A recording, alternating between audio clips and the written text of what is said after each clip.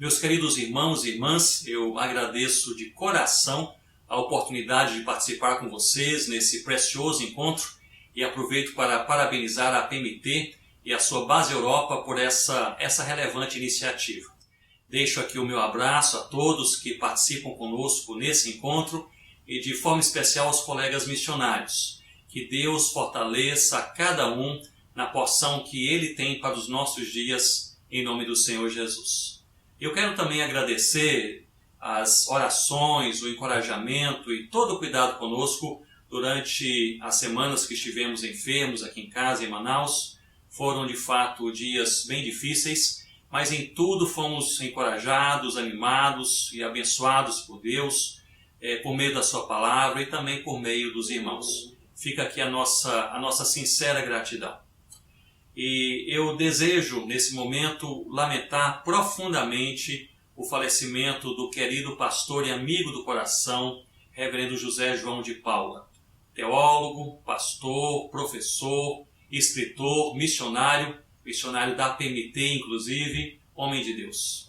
Estávamos escrevendo juntos um comentário do livro de Atos e em sua última mensagem, enviada no dia 22 de abril, ele falava com empolgação sobre o triunfo de Cristo e o triunfo do Evangelho. Sem dúvidas, ele deixou um exemplo de amor pela palavra, amor por Jesus, amor pela família, pela igreja e também pela missão. Foi, inclusive, o nosso pastor nos últimos anos, comissionado pela APMT para pastorear os missionários com campos aqui no Brasil.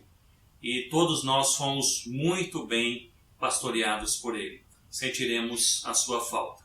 Deixo aqui o meu abraço para a querida Sueli e toda a sua família. Que Deus os abençoe em nome de Jesus. A pandemia de 2020 atacou diretamente estruturas, sistemas, pessoas e projetos em todo o mundo. Eu creio que é certo afirmar que bilhões de pessoas foram afetadas, estão sendo afetadas nas mais diversas áreas: física, financeira, familiar, espiritual, emocional e também ministerial. Essa crise não apenas gerou novos sofrimentos, mas sobretudo trouxe à tona aquilo que já estava fragilizado. Sejam pessoas, relacionamentos pessoais. Aliás, o índice de divórcio tem aumentado bastante em alguns países nos últimos meses. Mas essa crise também afetou instituições, empresas, governos e, sem dúvida alguma, igrejas e projetos missionários. Crises têm essa habilidade de trazer à tona, de expor aquilo que já se encontra vulnerável e fragilizado. Eu creio, meus irmãos e irmãs, que somos assim levados a refletir sobre o que está mudando e como isso afetará a igreja e a missão. Eu gostaria de fazer essa reflexão na palavra de Deus. Mas antes de ler e refletir com vocês no texto bíblico, permitam-me rapidamente introduzir, citando 4 tendências no cenário global, no cenário mundial, que possivelmente afetarão a maneira como nós cumprimos a missão.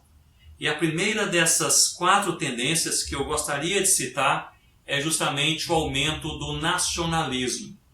O nacionalismo é o conjunto de medidas e comportamentos de proteção nacional, de proteção ao doméstico, às fronteiras, geralmente suspeitando, competindo ou mesmo censurando o estrangeiro.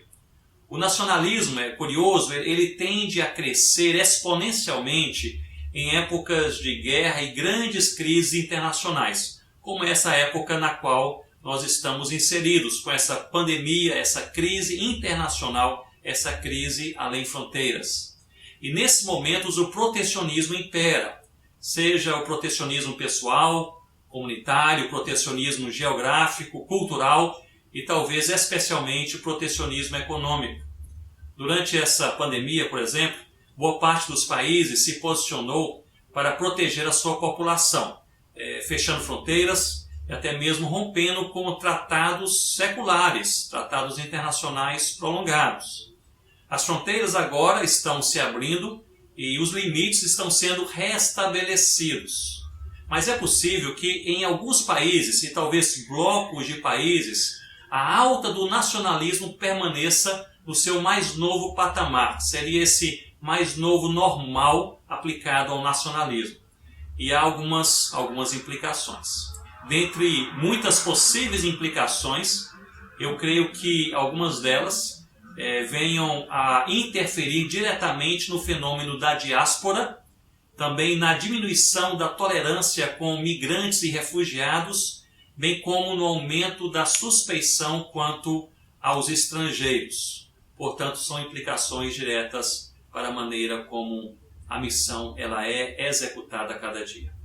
A segunda tendência que eu gostaria de destacar é justamente a intensificação do monitoramento das atividades cristãs e atividades missionárias. Em dias de pandemia, diversos países desenvolveram, ou na verdade expuseram, pois já haviam desenvolvido, diversos sistemas de monitoramento de estrangeiros e também de encontros, as chamadas aglomerações. O propósito inicial, como bem se sabe, foi um propósito sanitário de saúde, porém tem havido múltiplos relatos em que alguns desses países, em alguns desses lugares, os sistemas estão sendo usados especificamente para monitorar as atividades cristãs e missionárias. E eu creio que haverá, portanto, implicações diretas sobre as atividades missionárias internacionais, sejam de curto ou de longo prazo. Eu diria especialmente nos países com já uma história de repressão à presença cristã ou intolerância à presença cristã. E haverá talvez também implicações diretas sobre a liberdade dos cristãos locais, nacionais, liberdade para se reunirem, isso em países que já possuíam essa inclinação antes da pandemia. Como eu disse, crises tendem a valorizar, trazer à tona aquilo que é mais vulnerável, aquilo que está fragilizado. A terceira tendência é a individualização da tolerância. A urbanização e a globalização são considerados os mais fortes fenômenos que redesenharam a sociedade mundial nas últimas décadas. O terceiro fenômeno que aflora, mais recente, é justamente a polarização, que valoriza a perspectiva individual, não comunitária, sobre a vida e os valores da vida. A intolerância é um resultado da polarização, alimentada pelo pluralismo e relativismo, que já ganharam terreno nas últimas décadas. E é justamente na esfera cristã que essa individualização da tolerância ela traz um dos resultados mais amargos, que é justamente a intolerância à singularidade de Cristo. Notem, meus irmãos e irmãs, que Jesus Cristo ele é aceito como um caminho dentre muitos pela sociedade em geral. Ele é aceito como uma verdade dentre muitas verdades. Ele é aceito como uma solução de vida dentre muitas soluções de vida.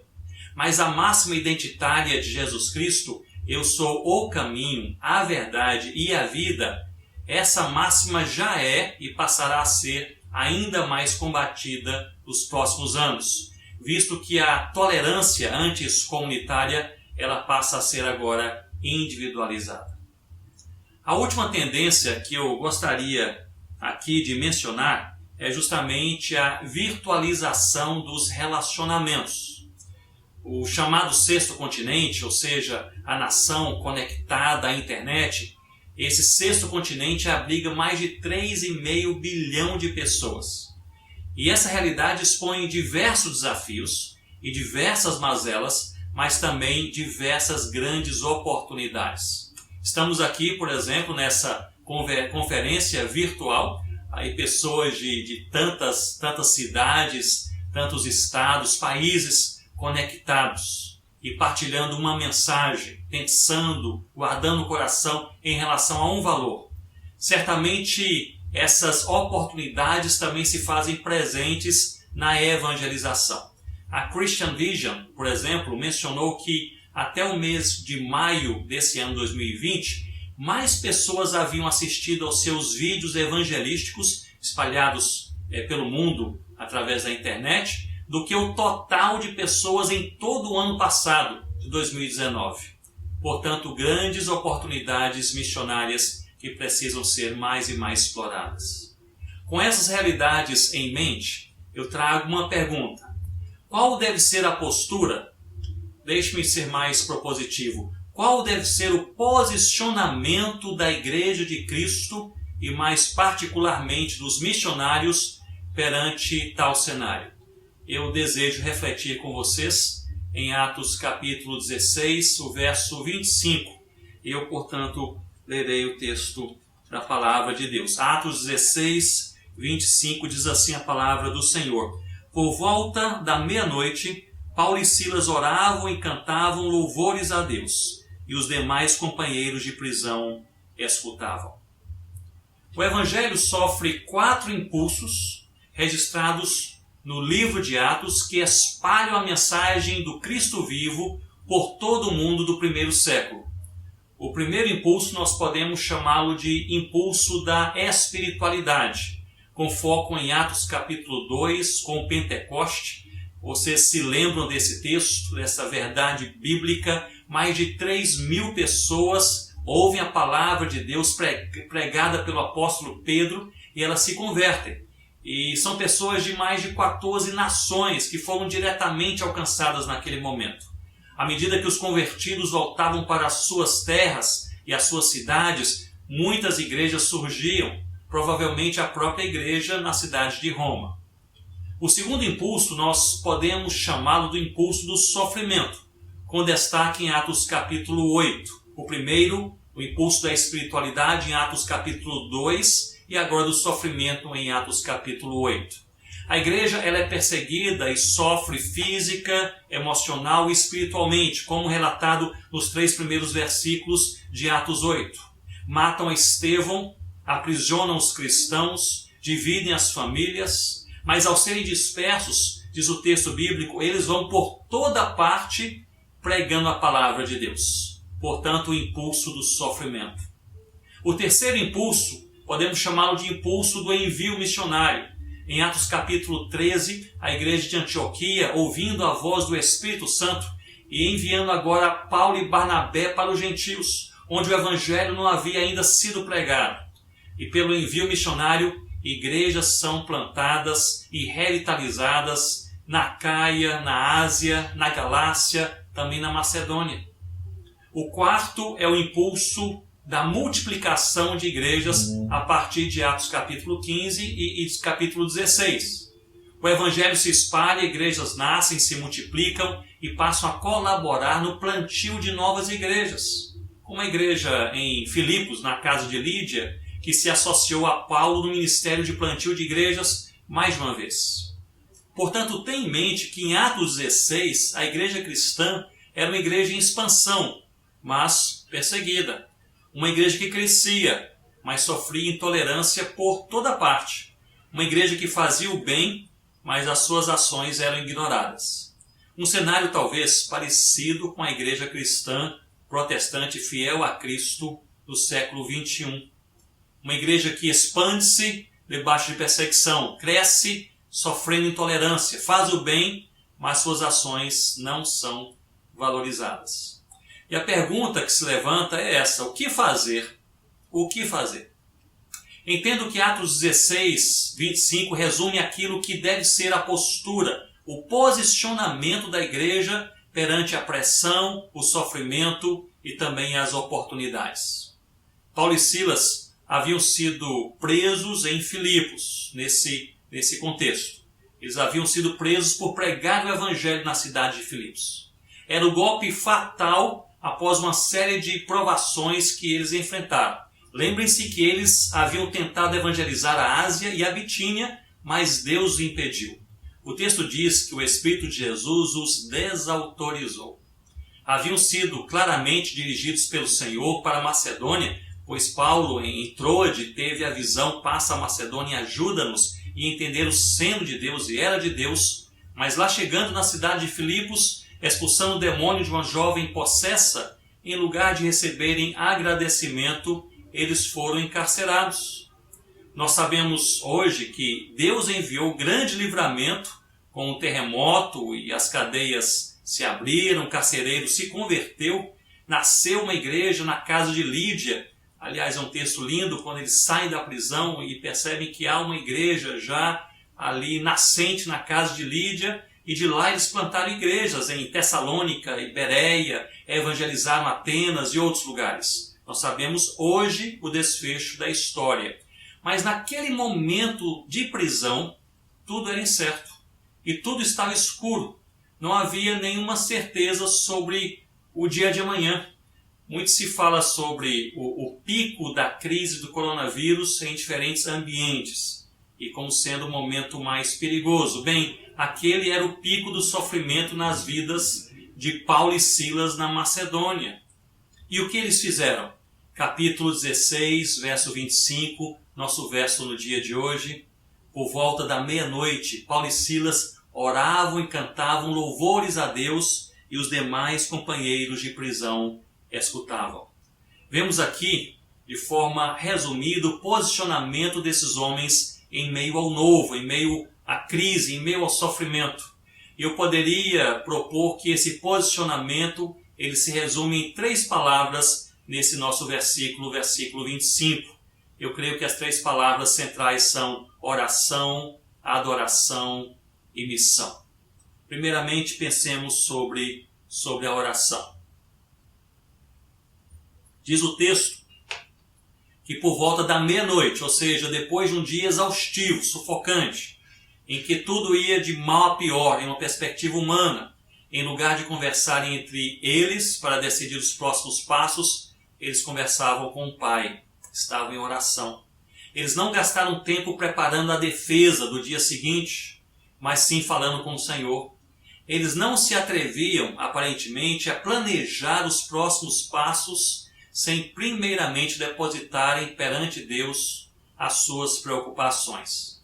Eles não discutiam, não decidiam sobre projetos missionários sem primeiramente dialogar com o Senhor Jesus. Meus irmãos e minhas irmãs, eu creio que a oração é a mais profunda declaração de nossa dependência de Deus. Ao invés de gritar contra a pandemia, nós falamos com Deus. Ao invés de nos defendermos perante os acusadores, nós falamos com Deus. Em lugar de abraçarmos o desânimo em uma época difícil, falamos com Deus. Nós somos convocados pelo Senhor Jesus a termos uma vida de oração. A vida de oração é um grande privilégio e também uma grande necessidade para cada um de nós. Vocês podem verificar em Atos 16 que Paulo e Silas haviam tentado ir para a Ásia e a Bitínia, mas Deus não permitiu. Eles não sabiam o que fazer. Então voltaram para Troade, um porto marítimo, para esperar e buscar de Deus o próximo passo. Troade era um lugar de espera, de pausa. Troade era um lugar de oração. E perguntar a Deus qual o próximo passo, o que devemos fazer. Somente aí em Troade foram guiados claramente pelo Senhor para a Macedônia.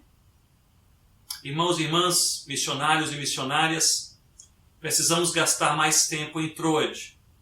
Precisamos pausar mais, precisamos ouvir mais, nós precisamos orar mais. Observemos o nosso verso bíblico, versículo 25. Não apenas a oração, mas também a adoração. Em lugar de chorarem as suas dores, e eles tinham motivo para isso, em lugar de chorarem as suas dores, eles cantavam louvores a Deus. Isso é lindo. Em lugar de gritos de amargura, o quadro pintado é de contentamento nos corações, adorando e louvando a Deus, reconhecendo quem Deus é e o que Ele faz.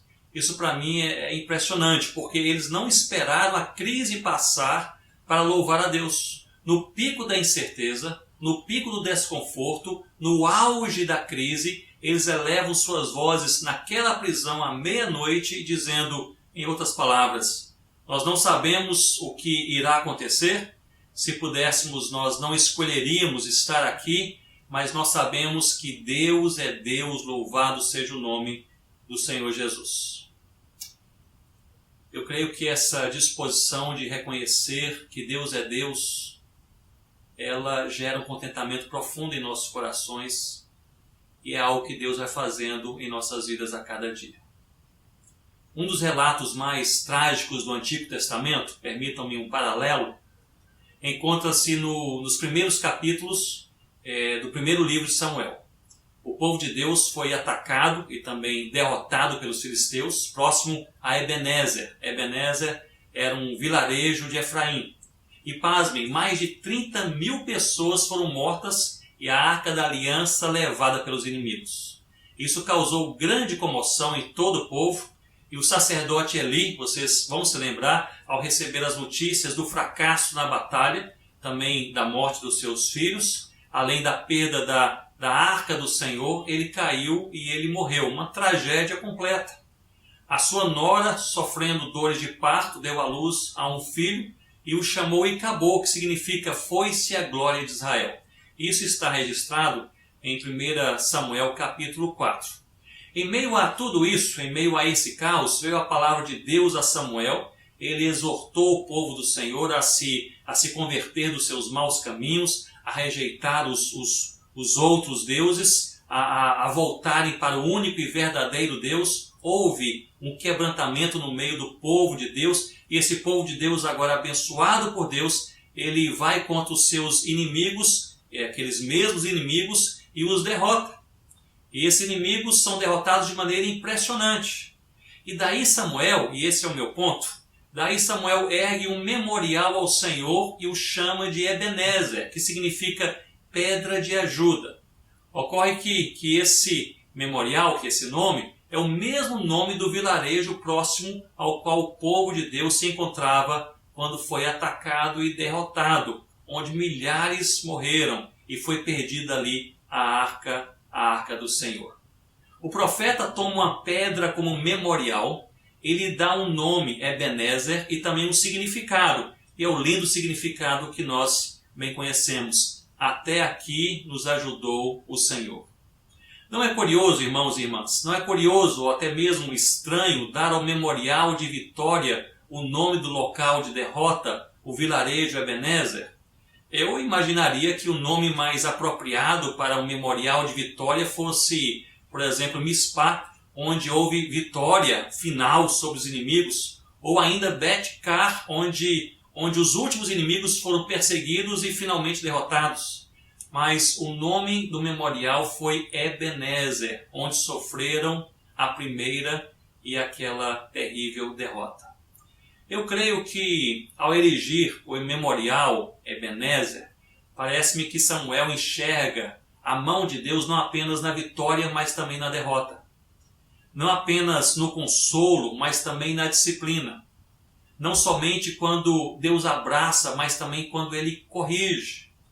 Não é preciso, meus irmãos e irmãs, não é preciso muito esforço para louvarmos a Deus pela saúde, pelo aumento do salário, pela promoção no emprego. Não é preciso grande esforço para isso. Mas a proposta cristã extrapola. A proposta cristã é a proposta de Paulo e Silas em Atos 16, 25.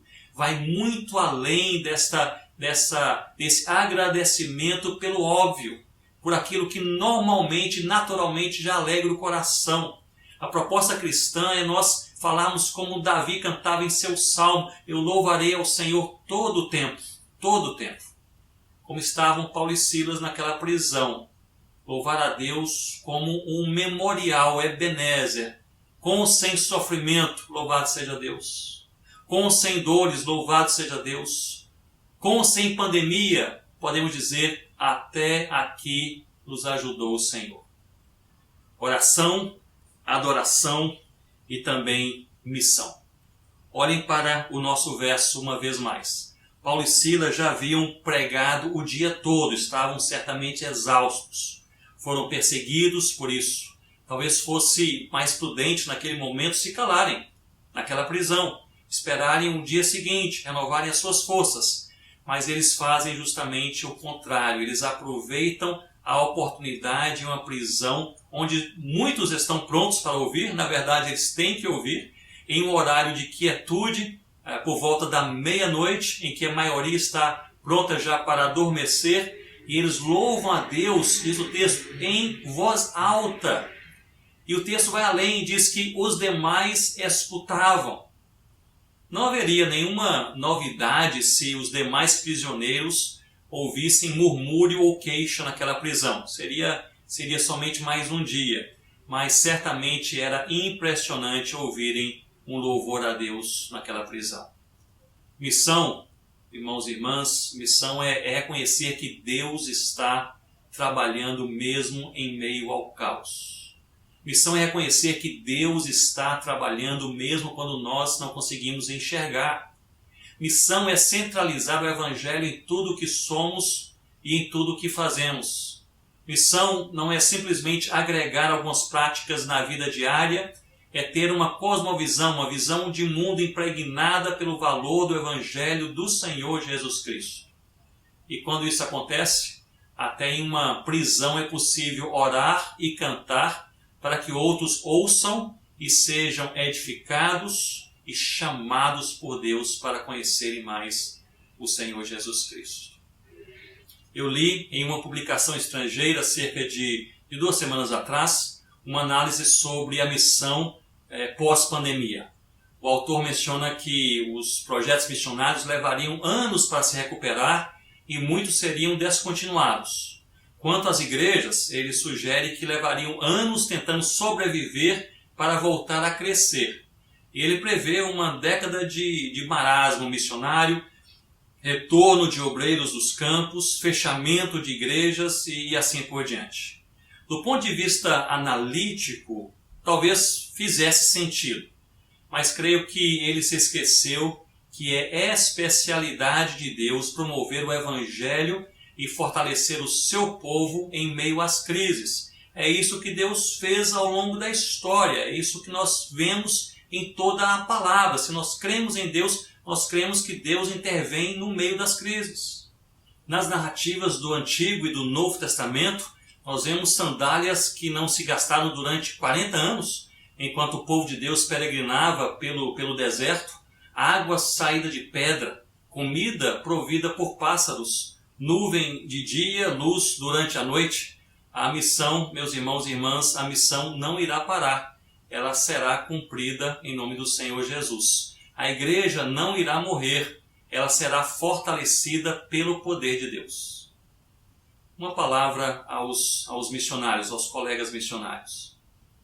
Sim, talvez torne-se mais difícil continuar trabalhando em países com moedas fortes, como a Europa. Isso certamente já tem acontecido. Mas creia, Deus proverá. Talvez entremos em uma época de ainda maior suspeição ou monitoramento missionário em certos países onde muitos de vocês trabalham. Mas creiamos, Deus proverá. Talvez cresçam ainda mais as restrições do trabalho com povos minoritários, mas nós devemos crer, Deus proverá. Talvez as igrejas plantadas, ainda fragilizadas, tenham sofrido um duro golpe com essa presente crise, mas nós precisamos crer, Deus proverá. Aquilo que parece ser uma enorme, intransponível muralha, talvez seja a grande oportunidade promovida por Deus para espalhar ainda mais, para impulsionar ainda mais, de maneira que nós nem enxergamos o seu evangelho por todo o mundo. A missão será cumprida porque Jesus assim afirmou.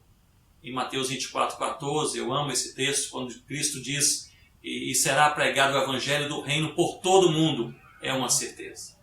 Basta uma palavra do Senhor e tudo pode mudar. Basta uma palavra do Senhor e mesmo sem mudança no caos, Ele nos sustentará e sustentará a sua igreja. Qual o posicionamento do cristão perante tempos tão tenebrosos como esse? Oração, adoração e missão. E eu gostaria de concluir lembrando um encontro que tive com irmãos e irmãs do Oriente Médio no ano passado. Não vou citar detalhes por questões de segurança. Foram 3 encontros em 3 cidades. Fui muito abençoado por Deus naqueles dias, pela vida, testemunho de irmãos e irmãs que seguem ao Senhor Jesus em um contexto impensável. No último dia, estávamos reunidos ali, umas talvez 130 pessoas, 120 pessoas, e ali estudamos a palavra de Deus pela manhã, à tarde, à noite, e à noite pediram que eu falasse sobre fidelidade em meio à perseguição. E eu fiz com base em Atos capítulo 8. Ao fim daquela noite, porém, um dos líderes se levantou e convocou a todos para nós concluirmos aquele momento em oração. E ali todos sentados, olhando para ele fez duas perguntas. A primeira: quem aqui tem algum parente ou amigo chegado preso por causa da sua fé no Senhor Jesus? Quase metade se levantou. A segunda pergunta: quem aqui está sendo desprezado ou menosprezado por sua família por causa da sua fé, porque é cristão? Muitos outros se levantaram. E nós começamos a orar. E, meus irmãos, eu jamais havia presenciado um lamento como aquele em toda a minha vida. Era oração e choro, era um clamor, um lamento profundo da alma. Algumas senhoras mais idosas choravam tanto que elas não conseguiam ficar de pé. Em certo momento, aquele líder disse: se você quiser, venha à frente e um de nós pode orar com você. E um senhor de mais ou menos 65 anos de idade, ele veio em minha direção, seu rosto banhado em lágrimas, ele me abraçou, ele chorava copiosamente, ele chorava e soluçava. E no meio daquele choro, daqueles soluços, ele balbuciava algumas pequenas frases em inglês e eu conseguia ali no meio daquele choro entender o que ele dizia. Em um certo momento ele disse: eu perdi tudo por causa da minha fé. Eu perdi a minha família, não posso voltar mais para casa por causa da minha fé. Depois de mais algum tempo de choro, ele disse: eu perdi tudo por causa da minha fé, perdi até mesmo os meus negócios. Eu era um comerciante, eu não tenho mais dinheiro, não tenho nem emprego, perdi tudo por causa da minha fé. Mais adiante ele disse: eu perdi até mesmo o respeito dos meus amigos na minha cidade, porque eu sou cristão. Eu perdi tudo por causa da minha fé. Mas ao final daquela fala, ele concluiu dizendo: mas eu ganhei Jesus. E ali uma coisa interessantíssima aconteceu. O choro começou a pausar e uma pessoa se levantou e começou a cantar um belíssimo louvor a Deus. E aquele choro se tornou em sorriso, e o louvor ele contagiou toda aquela sala. A crise continuava, mas era um momento de esperança. O choro pode durar uma noite, mas a alegria vem pela manhã.